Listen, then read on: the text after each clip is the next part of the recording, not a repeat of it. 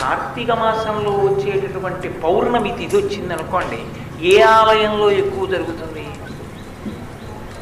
రెండు ఆలయాల్లోనూ సమానంగా జరుగుతుంది. శివాలయాల్లో ఎన్ని దీపాలు పెడతారో విష్ణు ఆలయాల్లో అన్ని దీపాలు పెడతారు.